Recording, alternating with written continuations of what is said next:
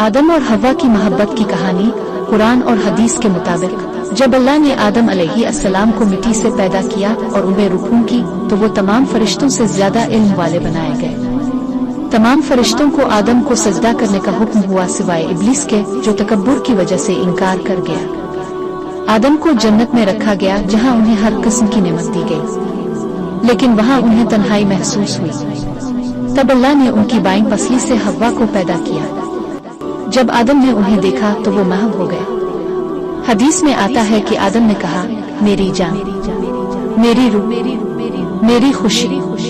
अल्लाह ने उन्हें एक दूसरे का साथ नसीब किया और जन्नत में रहने की इजाजत दी, लेकिन एक दरख्त के फल को छूने से मना कर दिया। इब्लीस, जिसने आदम और हव्वा से दुश्मनी कर ली थी, ने उन्हें धोखे से वो फल खाने पर उकसाया। इसने कहा, तुम्हें हमेशा की जवानी और सिख मिलेगा। आदम और हव्वा भूल गए और उन्होंने वो फल खा लिया। फौरन उन्हें अपनी गलती का एहसास हुआ। उन्होंने तौबा की और अल्लाह से मुआफी मांगी। कुरान में है, फिर आदम ने अपने रब से कुछ कलिमात सीखे तो अल्लाह ने उनकी तौबा कबूल कर ली। सूरा अल बकरा। अल्लाह ने उन्हें मुआफ कर दिया, लेकिन जमीन पर भेज दिया जहां वो इम्तिहान के तौर पर रहने लगे। हव्वा ने आदम का साथ दिया और उनके प्यार में कभी कमी न आई।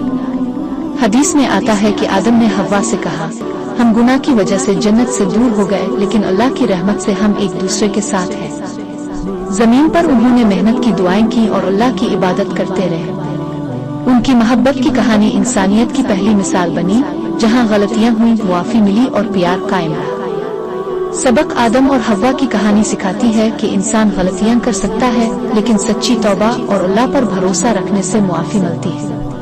मोहब्बत, सब्र और साथ में रहने की ताकत ही उन्हें जमीन पर भी खुश रख सकी।